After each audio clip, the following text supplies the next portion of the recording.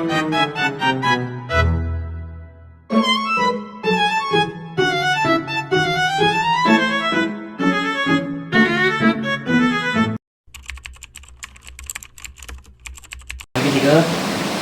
ini kami nak tanya beberapa soalan lah. Yang pertama, apakah maksud pengajaran berbeza menurut pemahaman cikgu dan sejauh mana ia penting dalam PDP harian cikgu? Oke, pengajaran berbeza baru saja diperkenalkan beberapa tahun ini. Pengajaran berbeza merupakan satu kaedah penyesuaian kandungan, penyesuaian kaedah kandungan aktiviti ini perlu disesuaikan dengan keperluan pelajar. Sebab pelajar ini mempunyai minat yang berbeza, mereka mempunyai kemampuan mempelajari sesuatu berbeza, jadi kita perlu penyesuaian. Ya, itu ini. Dan soalnya sudah terlihat ya. Dan sejauh mana ia penting dalam PDP harian cikgu? Ia sangat penting untuk memastikan objektif pengajaran tercapai, karena kalau tidak disesuaikan pelajar yang terutama sekali pelajar yang lemah tidak dapat menguasai kemahiran yang diajarkan. Untuk soalan kedua, cikgu, bagaimana cikgu mengenal pasti keperluan dan tahap kebolehan pelajar dalam kelas sebelum merancang pengajaran? Bagi saya, kalau baru mengenal pelajar itu sama sekali di awal tahun, kita taklah kenal pasti dari segi pencapaian mereka, dari segi kesediaan mereka, apakah mereka sebenarnya ada kemahiran tersebut. Jadi cara saya mengenal pasti ialah biasanya melalui ujian. Kita beri pentaksiran dalam bilik darjah, kita beri ujian setakat mana mereka dapat menjawab kemahiran itu. Jadi ujian ini biasa kami sebut sebagai ujian diagnostik. Lepas itu bukan itu saja kita melalui pemerhatian, tetapi ini pun bergantung kepada tajuk ataupun kemahiran yang diajar. Ada pelajar ini dia boleh membuat satu kemahiran lain, tetapi tidak dapat buat kemahiran lain. Jadi kita harus pasti lebih dululah beri sedikit soalan ataupun ujian. Tapi kebanyakan mereka, kalau dari segi bahasa Melayu ini, mata pelajaran bahasa Melayu semuanya hampir sama. Seperti kemahiran menulis, membaca, kemahiran mendengar, bertutur. Jadi bila kita mengajar kemahiran ini, kita tahu dari awal kalau kita tahu, jadi secara langsung dia akan pelajaran seterusnya. Soalan ketiga, apakah strategi utama yang cikgu gunakan untuk menyesuaikan pengajaran mengikut tahap belajar? Sebagai contoh, dari segi kandungan, proses, atau proses. Kalau kita nak mengajar sesuatu itu, contohnya kandungan dan proses dia, bila kita lihat apa yang kita nak ajar, apa yang kita nak pelajar tahu. Contohnya kemahiran menulis. Kita nak apa yang kita nak dapat daripada pelajar masa itu. Jadi kandungan itu, bila kita dah mengenal pasti keperluan pelajar yang lemah, biasanya kami bagikan kepada 3, pelajar cemerlang, sederhana, dan lemah. Jadi bila kita kenal pasti keperluan pelajar ini dan kita sesuaikan kandungan, ya, kita sesuaikan kandungan yang mana satu sesuai untuk pelajar A, pelajar B, pelajar C. A itu pelajar sebelah besar tetap, B itu sederhana, dan C itu penyesuaian lah ya, penyesuaian. Untuk bulan keempat, apakah cabaran terbesar cikgu hadapi semasa cuba melaksanakan pengajaran berbeza di dalam kelas yang sebenar? Bagi saya cabaran yang terbesar ialah tekanan masa. Sebab kalau kita sebelum ini belum kita tahu tentang pengajaran berbeza, biasanya kita buat terus pengajaran seperti biasa. Kita semua kandungan sama, aktiviti sama, proses dia sama. Jadi kalau kita bahagikan pelajar itu mengikut keperluan mereka, maka kita lebih teliti kepada keperluan setiap kumpulan ini ya. Misalnya pelajar yang lemah, kita perlukan masa untuk melihat proses pengajaran itu, bahasa mereka belajar itu mereka dapat ke tidak. Jadi pelajar lain ini kita terlebih dahulu tekankan buat begini. Jadi guru yang sama mengajar 3 kumpulan yang berbeza. Jadi bila kandungan sudah diberi dan masa sudah diberi, itu mungkin mudah. Tetapi kalau kandungan mungkin dari segi masa dia kandungan, kalau kita nak bezakan kandungan persediaan bagi masa yang lebih panjang lah. Tapi kalau proses itu yang memberi masa agak lama lah proses. Kalau masa hanya satu masa 30 minit, proses itu agak suka dibuat. Untuk soalan kelima, Cikgu, boleh Cikgu ceritakan satu contoh situasi di mana pengajaran berbeza berjaya membantu pelajar memahami lebih baik atau berminat untuk belajar?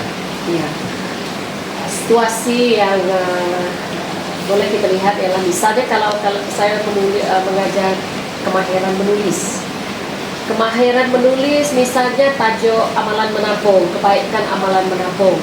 Bagi pelajar yang boleh menulis, pelajar A, pelajar cemerlang, kita beri tajuk, mereka terus boleh menulis dari segi pendahuluan, isi, huraian, penutup, mereka dapat membuat.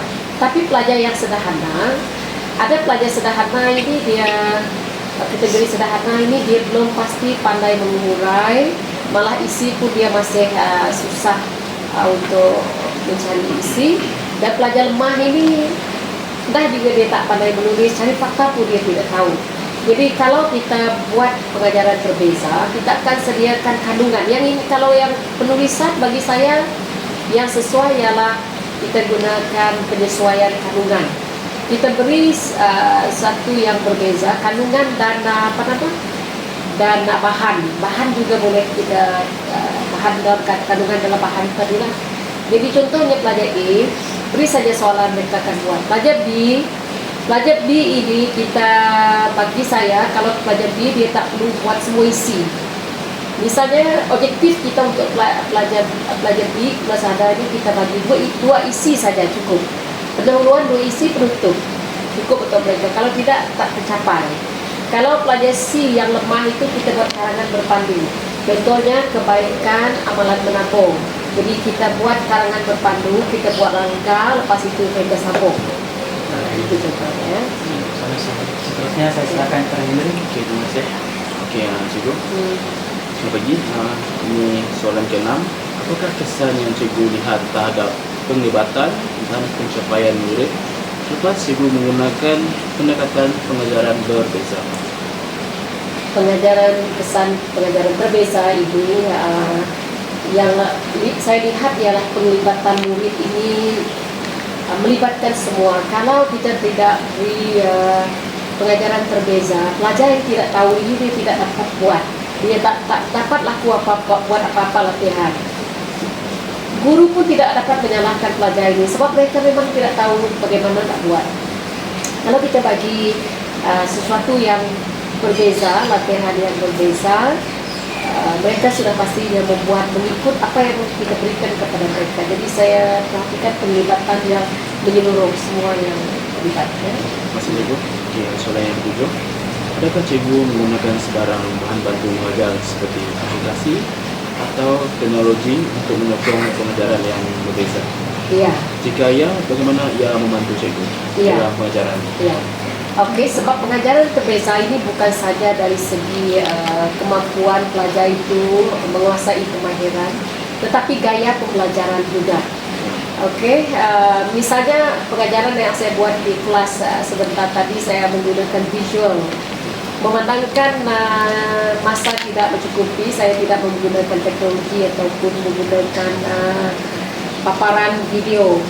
Jadi saya hanya lukisan saja. Sekali-sekala biar mereka ada melihat lukisan, mungkin ada yang pandai visual itu. Jadi saya tentunya peribahasa melibatkan penggunaan perkataan gajah, tikus, tupai misalnya. Dia tengok saja itu. Jadi pelajar ini bila dia tengok, ada pelajar suka melihat.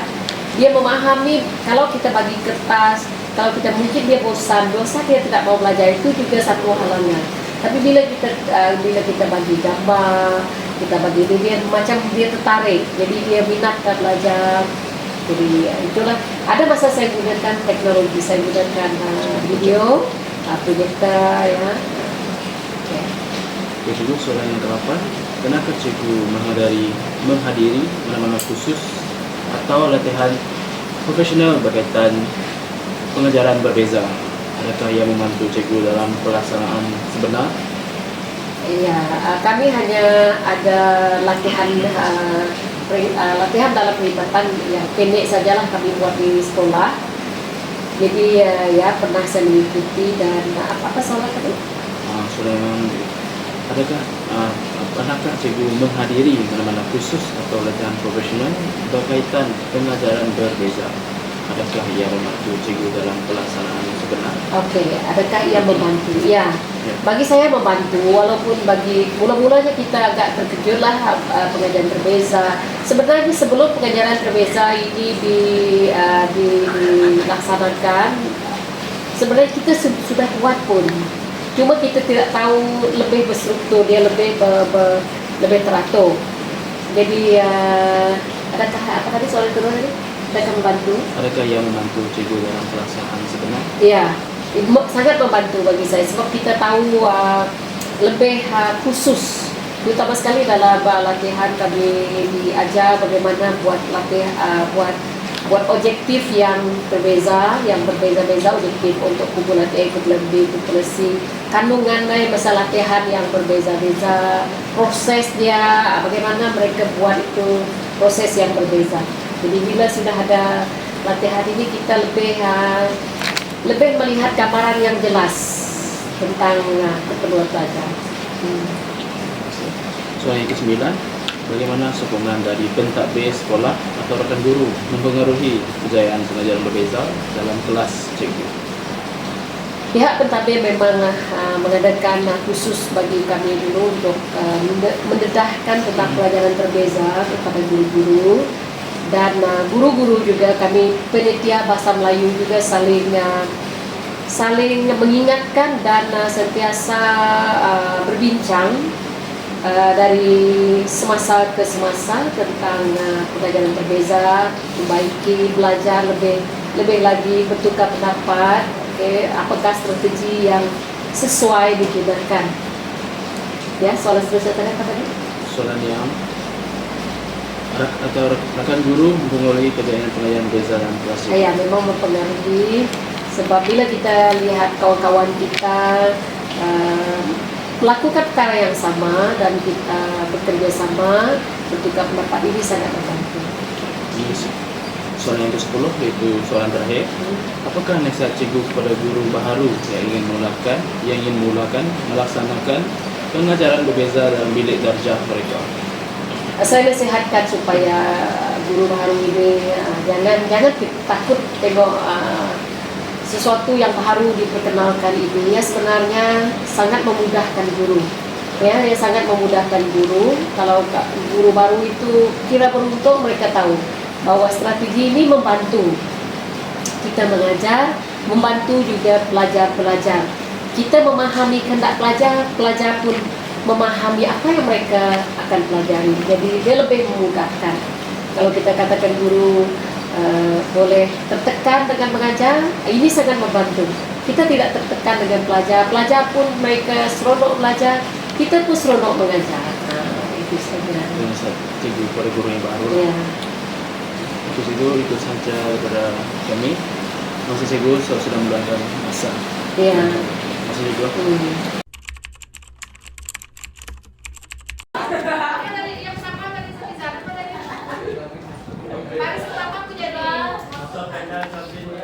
Oke, masuk kata kambing meliung-liung. Betul tak? Betul. Nice, bisa. Apa yang bersambung? Enak singa ulahu. Salah. Enak singa ulahu. Salah. Kerbau, kerbau. Oh, sebenarnya kerbau berbulu. Kerbau. Masuk karena kerbau menguak. Wah, Masuk karena kambing menguak. Masuk karena kerbau menguak. Menguak. Apa maksud peribahasa ini?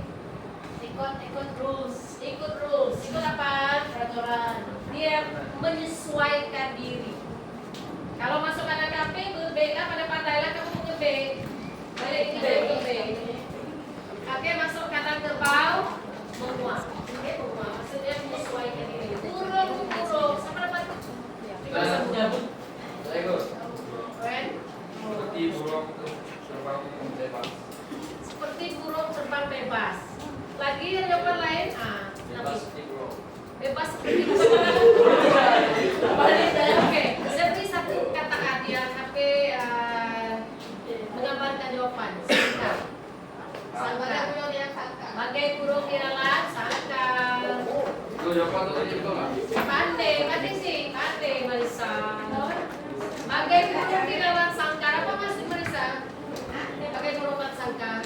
ternyata. Terperangkap. Terperangkap lagi. Tidak bebas. Oh, betul, tidak bebas. Bagai burung di dalam sarangka. Intake, saya rasa. Kita dengan angsa, bagai kita dengan angsa. Bagai intake dengan angsa. Saya akan berbahasa itu. Belum tahu tak? Ayah, ayah. Intake. Bagai intake pulang. Bagai intake pulang. Betul. Bagai intake pulang petang.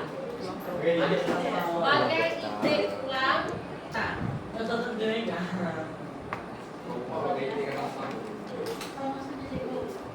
Bagai intake pulang petang apa maksudnya? Ya, sering pangkat. Oh, artinya dunia. Bagi intake pulang petang kan perlu dia. Kamu tahu itu perjalanan intake? Tahu sih. Slow. Bagi intake pulang petang. Oke, kerja rumah. Oh, nah, bagi intake kerja. Bagi intake kerja. Bagi intake pulang petang. Cari maksudnya. Pulang. Hah? Berpisah si ular ada? Ada? Apa? Ular ini ada peribahasa, saya beritahu maksud dulu. Seseorang itu dia tinggi derajat dia. Kalau dia merendahkan diri, derajat dia itu tidak akan hilang. Orang takkan apa? Pandang orang tidak akan pandang rendah walaupun dia merendahkan diri. Cari, balik rumah kita cari ya. Cari maksud ya, cari peribahasa itu. Maksud saya beritahu dulu. Oke. Yang ini cari tadi cari maksud, yang ini cari apa peribahasanya. Maksud ya, kalau tak derajat dia tinggi, lepas itu dia merendahkan diri lah gaul dengan orang biasa, tapi dia tidak pandang rendah. Cari. Tikus. Saya. Ah, bisa. Bagai tikus membaca lampu. Pandang. Berlaku yang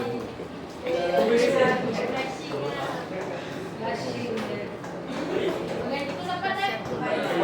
Membaiki. Bagai tikus membaiki.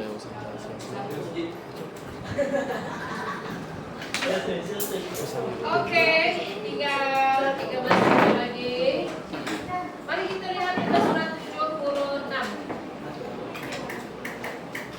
Kita simak bersama yang telah dibuat. 8 itu. 78.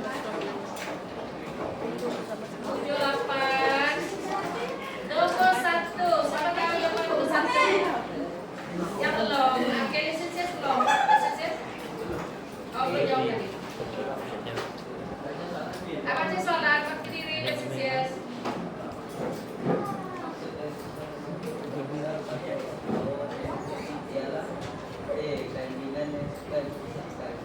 Maksud yang sesuai dengan peribahasa bagai aur dengan tebing ialah gandingan yang susah dipisahkan. Betulkah tidak? Pelan, kata salah. Pelan, betul pelan. Apa jawabannya? B. Semangat bekerja sama dan saling membantu. Betul kan? Siapa kata betul katakan? Oke, jawabannya D. Oke, lisensi sekarang kamu pilih siapa yang kedua. Denish, oke. Pilih orang lain lagi lah sendiri, pilih.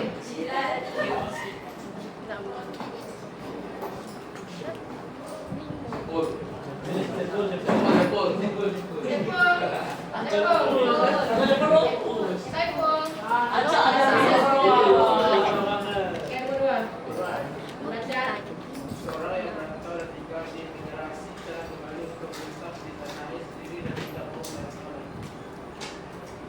Jawabannya Setelah sini dengan peribahasa belut pulang rumput, lain padang, lain lalang. Oke, jawaban apa kamu tadi? Di mana bumi dipijak, di situ langit dijunjung. Siapa kata betul? Siapa kata betul? Katakan. Siapa kata salah? Oke, Wen kata salah. Kenapa kata salah Wen?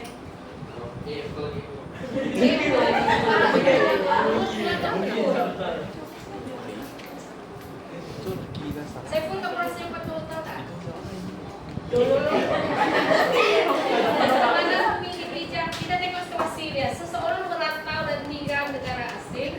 bersumpah kembali untuk menetap di tanah air sendiri dan tidak mau merantau lagi.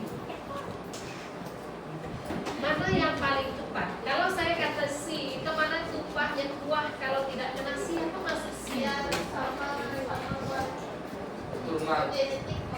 Keturunan. Apa maksudnya? Sikap siapa? Saya tahu maksud kamu. Sikap keturunan. Apa yang keturunan itu?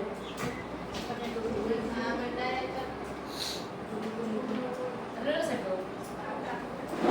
Oke, macam mana sikap ayah dia? Macam itulah sikap anaknya. Apa peribahasa lagi yang menunjukkan keturunan macam ini?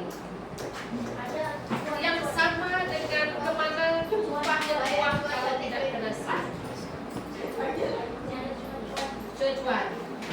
Bagaimana acuan, begitulah kuenya. Satu lagi, anak goreng, bapak goreng, anak goreng. Oke, jadi apa jawaban untuk kue ini tadi? Kalau si di mana bumi dipijak, di situ langit dijunjung. Disitulah tempat dia. Oke. Nomor 3, siapa nak coba jawapan nomor 3? Siapa nak coba? Ada siapa berani coba? Kumar sering dipergunakan, dipermainkan oleh pihak tertentu karena sikapnya yang jujur dan lurus itu. Sikap Kumar sesuai dengan peribahasa lurus betul. Oke, macam mana cara kamu menjawab soalan macam ini? Tengok sifat ayah minta jawab. Oh ni, okey, dia tu kamu ni. Lurus betul. Okey. Macam mana cara kamu tahu jawapannya lurus betul?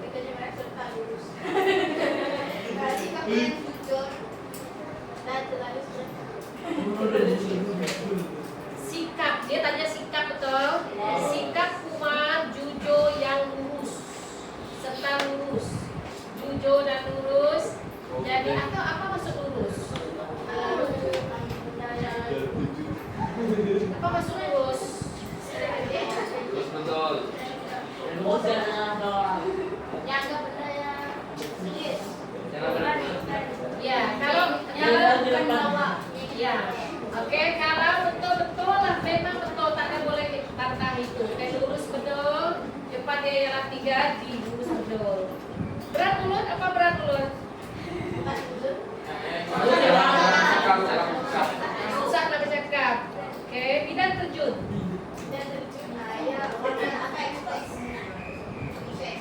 Terjun express. Bidan terjun maksudnya melakukan sesuatu yang bukan bidang dia. Oke, bukan kemahiran dia. Oke, nomor 4. Nomor 4 apa yang nomor 4? Nomor 4. Nora dan kembar Nori begitu berbeza. Perbezaan apa? Apa yang kamu pernah dijawab ini? Saya jawab pakai langit dengan bumi. Isi, P. Isi dengan buku apa dia? Apa? Keram apa punya? Tidak menghargai. Oke, tidak pandai menghargai. Pisang berbuah 2 kali. Pisang berbuah 2 kali. Kalau pisang berbuah 2 kali apa maksudnya? Saya tidak mau pisang berbuah 2 kali. Lapan kali itu. Berulang kembali itu. Yoi. Belum pandai sekolah. Oke, nomor 5. Barisan. Nomor 5. Safid melakukan kerja rumah yang disuruh ibunya secara sambil lewat dan tidak bersungguh-sungguh.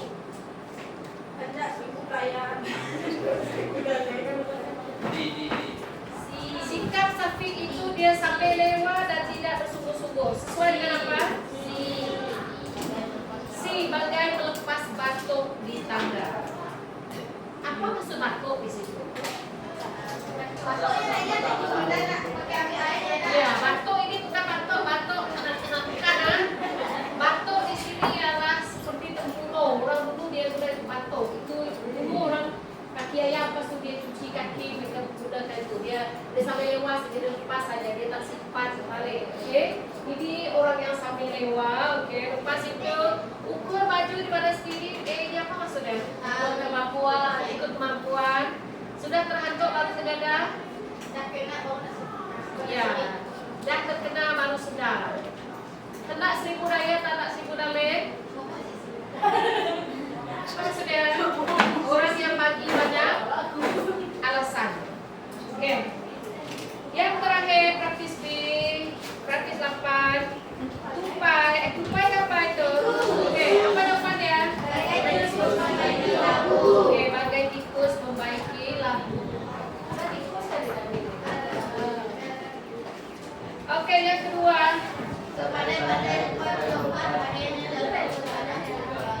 Sepandai-pandai tupai lompat akhirnya jatuh ke tanah juga. Apa maksudnya?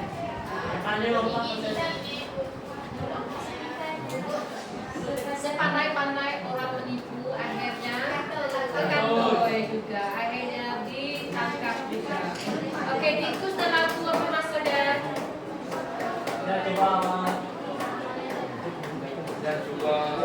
Tikus boleh tak membaiki lampu? Tikus boleh tak membaiki lampu?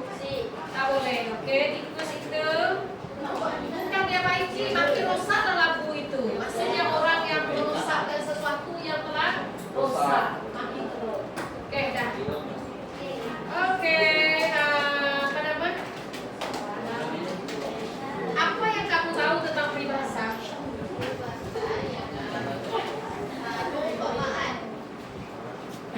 Apa maksud peri? Apa maksud peri? Yang beri peribahasa. Pelbagai bahasa. Kalau saya kata berat mulut simpulan betul? Berat mulut itu peribahasa tidak? Ramai mungkin kamu menganggap yang ada bawah bagai seperti itu saja peribahasa. Peribahasa ini pelbagai bahasa. Boleh jadi simpulan, boleh jadi idaman, boleh jadi pepatah, boleh jadi perumpamaan, boleh jadi apa lagi? Boleh jadi kata-kata hikmat. Beri saya satu contoh kata-kata hikmat. Masa itu emas. Bersatu teguh bercerai roboh. Apa lagi? Kalau memandu, pandu cermat, jiwa selamat. Itu peribahasa, oke? Jadi peribahasa bukan saja setakat umpamaan, bagai kacang, bagai aur dengan tepung seperti ini. Bukan saja umpamaan, bukan saja umpamaan. Oke. Saya mau seorang komen. Beritahu apa yang kamu pelajari hari ini, Wen? Hari ini, oke, betul. Beri urusan. Hari ini saya belajar. Jadi saya belajar Highlightnya, bahasa oke. tentang hewan. Tentang hewan. Hewan, oke. Oke, apa yang kamu dapat hari ini? Apa kamu rasa? Oke, kamu pilih kawan yang lain tambah. Kamu pilih siapa? Oke, Sepizan. Mas Sepizan, oke, kamu duduk, Wen. Harus ada.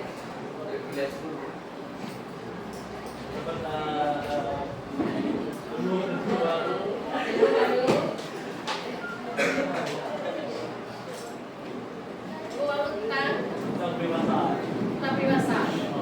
Oke, kamu pilih siapa lagi? Siapa? Supaya dia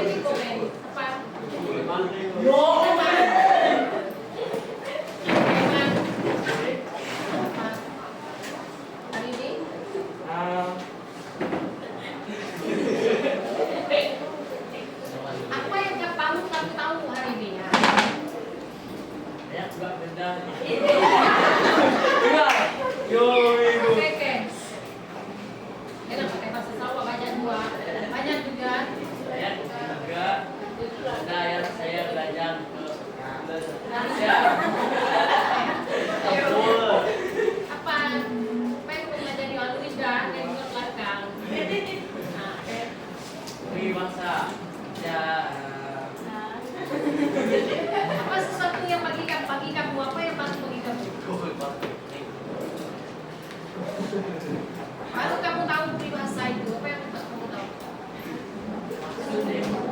Maksud. Oke, selama ini tahu peribahasa tapi tidak tahu maksud. Oke. Pilih seorang lagi. Ya, saya boleh kan? Apa rumusan kamu?